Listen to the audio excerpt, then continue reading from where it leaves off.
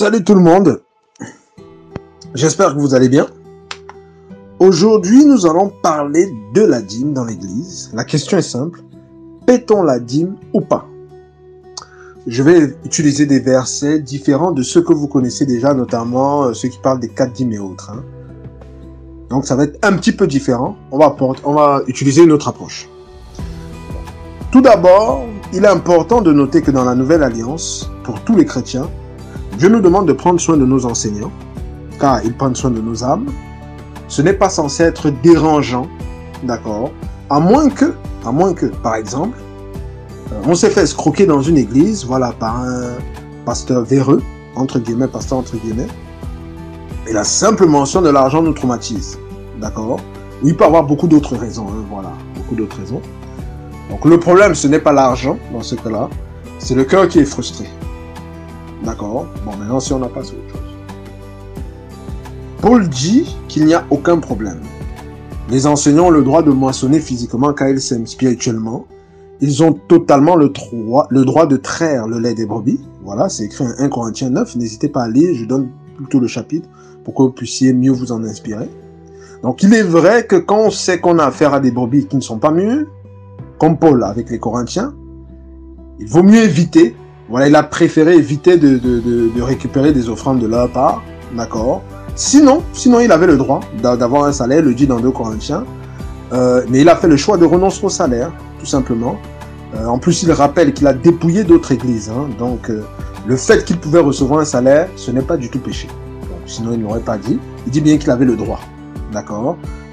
Sinon, il faudrait que tous les pasteurs aujourd'hui soient célibataires, parce que Paul avait aussi renoncé au droit de se marier. Il disait qu'il avait la liberté, mais il a renoncé au droit. Donc, pour vous enrichir sur le sujet, autant pour moi, n'hésitez pas à lire 1 Corinthiens 9 et 2 Corinthiens, le chapitre 8 et le chapitre 9, d'accord, pour vous enrichir. Donc, ça va même beaucoup aider pour le reste, voilà. Et Paul va aussi jusqu'à rappeler aux Corinthiens que Christ s'est fait pauvre afin qu'il fût enrichi. Dans le contexte, on voit bien que Paul parle du matériel, bien qu'on puisse comprendre cela dans un contexte spirituel, mais voilà, c'est vrai que Paul était quelqu'un d'assez décomplexé par rapport au matériel et l'argent. Vous voyez, dit par exemple des phrases, quand vous allez lire le chapitre 8 et le chapitre 9 de 2 Corinthiens, il va dire des phrases qui peuvent choquer plus d'un chrétien aujourd'hui, des phrases du genre on moissonne ce qu'on sème, voilà, celui qui sème peu moissonnera peu, celui qui sème beaucoup moissonnera abondamment. D'accord. Et là, il n'est pas en train de parler de l'intellect ou bien machin. Non, c'est un moment où il est en train d'encourager les brebis. Lui-même, il dit, il veut stimuler le zèle des brebis afin que les brebis puissent faire des offrandes. Aujourd'hui, je suis persuadé qu'on va parler de manipulation. Donc, tout n'est pas le fait de dire, par exemple, celui qui sème peu moissonnera peu ou bien sème abondamment, machin, ou bien de sortir une prédication pour encourager les brebis à semer. La question derrière, c'est quel est l'état d'esprit, quel est le cœur de la personne qui l'anime. D'accord? Donc, grosso modo, voilà, pour résumer, la parole, ce n'est pas le problème. C'est notre conscience qui peut avoir un problème. Oh, la parole, elle n'a pas de problème avec. Donc, ensuite, pour ce qui est de la dîme, ceux qui paient la dîme considèrent qu'ils sont bénis et ils y croient fermement. Car ils voient le résultat de leur obéissance, voilà, tout simplement par les multiplications et autres. Et ceux qui ne paient pas la dîme et font plutôt des offrandes, considèrent aussi qu'ils sont bénis. D'accord? Donc, pour eux, ils considèrent que ça n'a aucun rapport avec la dîme parce qu'ils ne payent pas, ils n'y croient pas. D'ailleurs, ils rappellent que plein de gens dans le monde ne font aucune offrande, ne font pas d'offrande à l'église, ne paient pas de dîme, mais ils sont bénis. C'est vrai qu'en même temps, bon, la parole est claire là-dessus. Dieu bénit le bon et le méchant. D'accord? Voilà. Que ce soit le méchant ou le bon, s'ils mettent le maïs dans la terre, la pluie va venir arroser. C'est aussi simple que ça, donc ça va pousser. C'est des principes spirituels. Donc, ceux qui paient la dîme vont dire à ceux qui ont des problèmes financiers, par exemple, que c'est parce qu'ils ne paient pas la dîme qu'ils sont, entre guillemets, voilà, pauvres, qu'ils ont ces problèmes financiers. Et ils diront, ça c'est un peu le paradoxe des fois qu'on peut voir dans ce truc-là, ils diront à ceux qui ont les moyens, qui sont même riches, que s'ils payaient la dîme, ils seraient encore plus riches. Donc du coup, finalement, on ne sait pas quelle est la conséquence de payer la dîme. C'est vrai que ça amène une certaine... voilà, parce qu'on a deux arguments, voilà, qui ont l'air d'être contradictoires, peut-être pas, voilà, des fois, peut-être ça peut demander une révélation, mais qui ont l'air contradictoires, qui font perdre de la consistance, voilà, à leur démonstration. Et ils vont rajouter, voilà, par moment, hein, certains vont rajouter que Dieu a demandé de payer la dîme à perpétuité. Voilà, sauf que, voilà, quand on regarde les sacrifices dans la parole, voilà, de bœuf, tout ça, Dieu a demandé de le faire à perpétuité. Et c'est vrai que les deux courants, hein, ceux qui disent de payer la dîme ou bien de ne pas payer la dîme, sont totalement d'accord. Voilà, avec le fait que, voilà, on ne fait plus de sacrifices de bœuf, c'est la loi. Voilà, donc, voilà, ça, c'est un peu, je crois, c'est ce qu'on va entendre de ceux qui payent la dîme. J'essaie de faire un résumé, peut-être il y a sûrement 10 000 et je ne sais combien d'arguments. Et maintenant, en ce qui concerne ceux qui ne payent pas la dîme, d'accord, ils vont rappeler que c'est le diable qui bénit ceux qui paient la dîme, ou que ça ne marche pas. Et en s'appuyant sur les témoignages de certains frères et sœurs qui ont payé la dîme sans changement dans leurs finances. Bon, en ce qui concerne béni, on voit que Dieu bénit tout le monde. D'accord? Donc c'est un peu compliqué de dire que c'est le diable. C'est pas tout le monde qui va jouer. Je dis, c'est ce qui peut sortir. Hein, voilà, c'est un peu compliqué. Donc, personnellement, je pense qu'en grande partie, là où ça coince entre les deux, c'est le fait que certaines personnes expérimentent la bénédiction. D'accord? Donc, c'est une expérience. Ils vivent quelque chose. Ils sont émotionnellement connectés à cela. Et le fait que d'autres personnes leur disent que c'est démoniaque, ça coince. Et c'est pour ça que, donc, du coup, ceux qui disent que c'est démoniaque, finalement, vont présenter les Écritures, voilà, et dire à ceux que non, si c'est que vous payez la dîme et que vous êtes bénis, c'est pas forcément de Dieu. Or, quelqu'un, lui, il expérimente le fait que non, il vit même au niveau de son âme, et il vit la conviction que c'est Dieu qui l'a béni, parce qu'il a, entre guillemets, payé cette dîme. D'accord? Donc, c'est là où, voilà, et ce qui fait que justement, au niveau des Écritures, quand vous allez regarder les débats de ceux qui connaissent vraiment, de ceux qui vont souvent être calés sur ces points-là, hein, ceux qui sont convaincus de la dîme et ceux qui ne sont pas convaincus de la dîme, ceux qui payent la dîme vont toujours terminer parce qu'il va leur manquer des arguments. Ils vont dire, à la fin, c'est une révélation. D'accord? Donc, c'est pour se défendre parce qu'ils n'ont plus d'arguments bibliques. À la fin, c'est une révélation et il leur faut voilà, ils vont dire, il faut la révélation pour comprendre ce qui se passe, hein.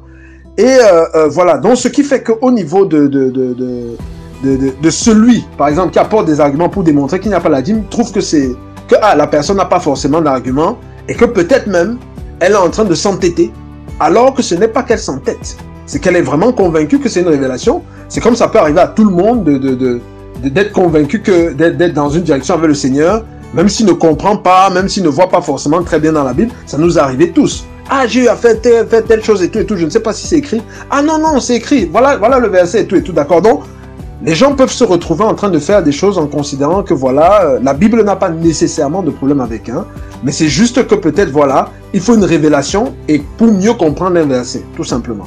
D'accord? Donc, je pense que, quelque part, ceux qui vont dire qu'il faut la révélation, dans un sens, je ne dis pas complètement, dans un sens, ils ont raison. D'accord? Parce que regardons ce qui se passe avec les Écritures, on va voir que les Écritures en parlent, d'une certaine façon. Vous allez voir, regardons par exemple le verset de Marc 11. Parce que Paul aussi en parle, mais regardons Marc 11. Il va dire quoi?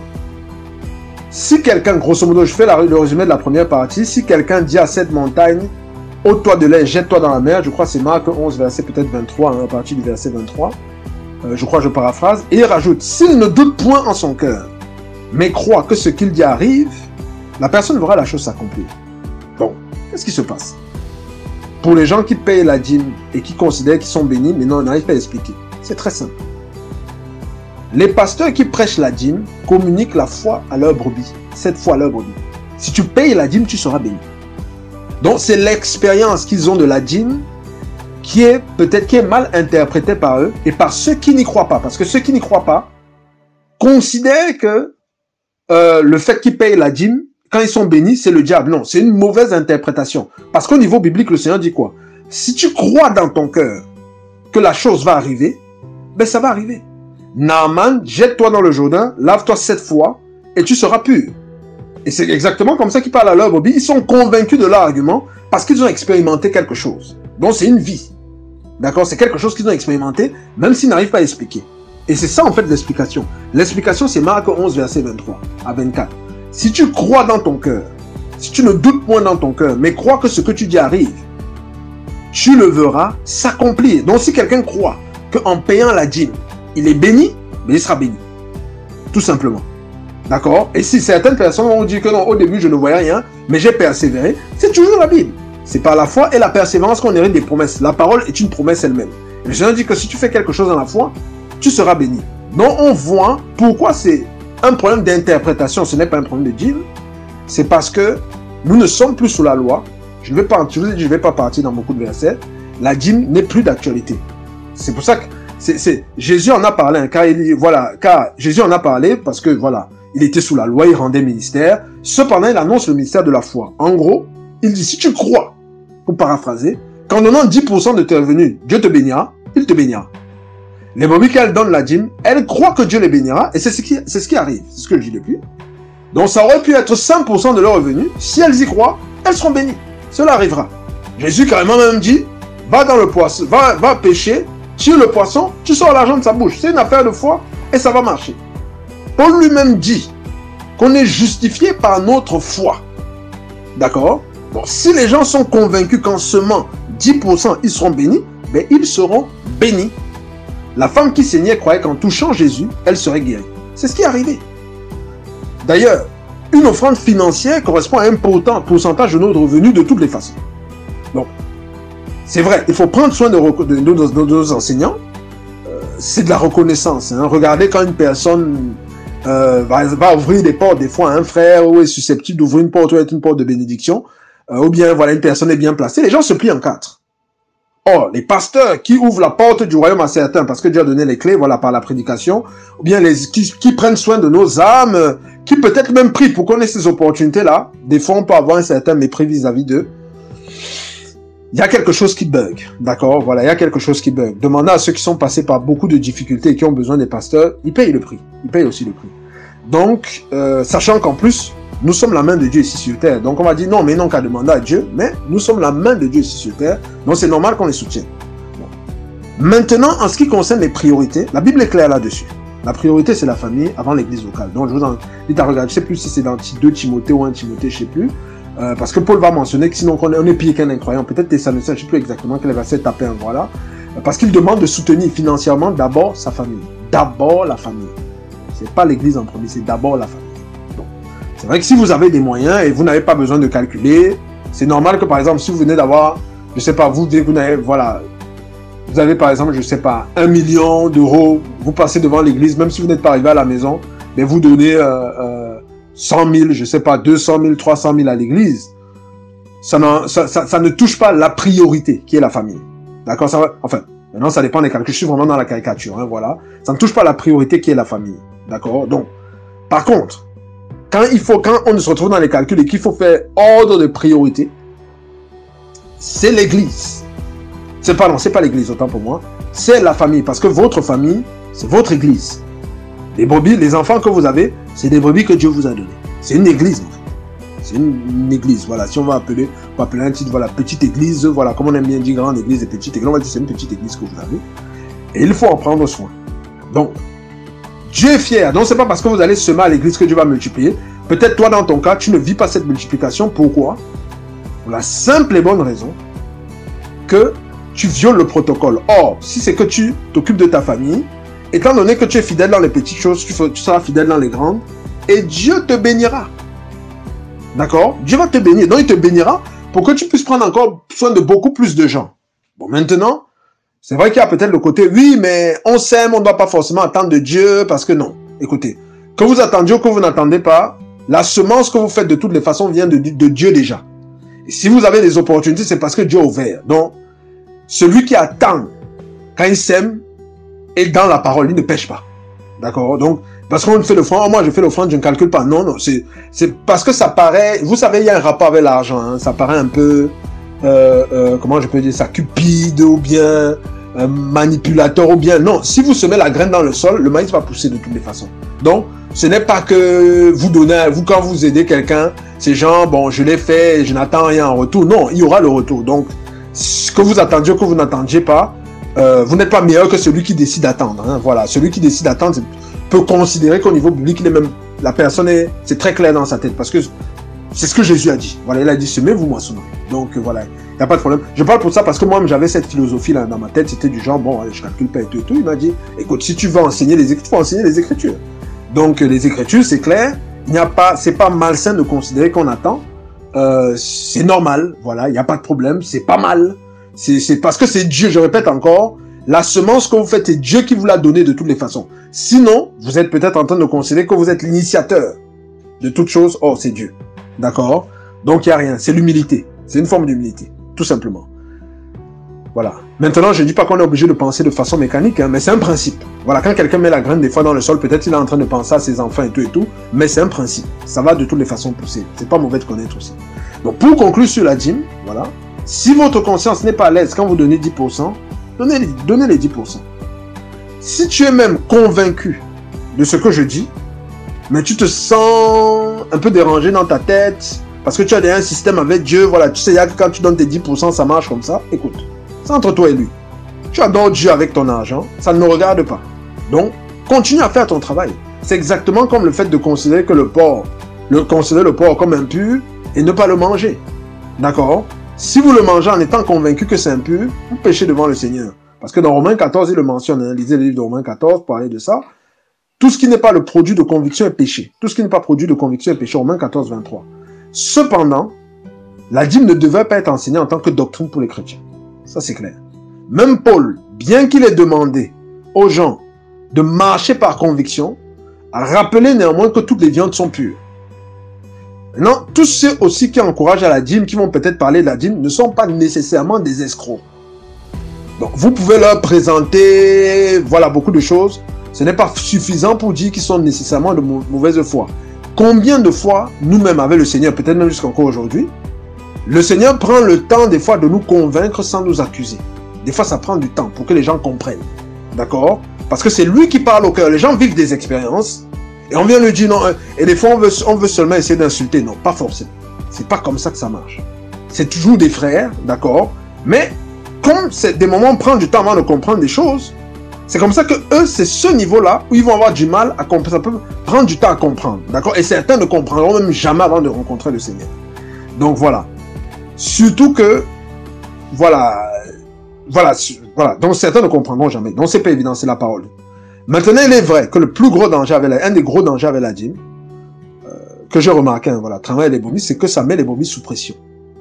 Elles se retrouvent en train de mentir à leur pasteur pour ne pas être mal vues.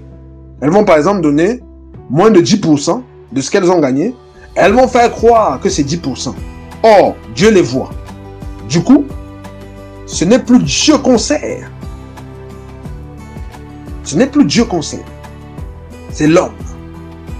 C'est pour cela qu'il est important de redonner la liberté biblique aux brebis. Voilà, c'est dans 2 Corinthiens 8 ou 9, voilà un truc comme ça. Donne comme ton cœur a résolu, avec joie, sans murmure. Maintenant, si c'est 10% que ton cœur a résolu, gloire à Dieu. Si c'est 10% et d'autres offrandes, gloire à Dieu. D'accord? Sois libre au niveau de ta conscience. Voilà, je n'ai pas voulu aller dans beaucoup d'autres versets parce que vous les connaissez déjà. Je voulais juste présenter vraiment l'aspect. Qu'est-ce qui fait que certaines personnes s'accrochent à la dîme et pourquoi ils considèrent que parce qu'ils vivent que ça marche, ce n'est pas la dîme.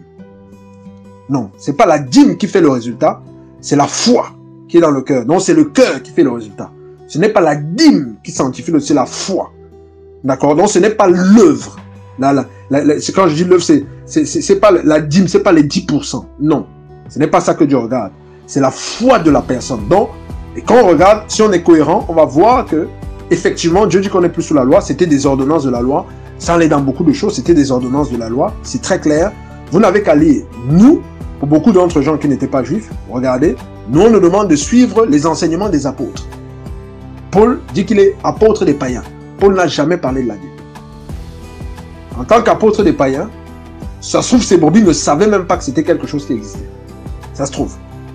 D'accord? Donc on était beaucoup plus dans l'offrande. Voilà. Maintenant, s'il y avait des gens juifs peut-être dans l'assemblée qui considéraient ils veulent payer la dîme et tout, je suis persuadé qu'ils ne se prenaient pas la tête avec. Mais l'enseignement, c'est la liberté biblique. On n'est plus dans le système de dîme. C'est vraiment la liberté biblique. Donc soyez bénis et je vous dis à la prochaine. Ciao, ciao.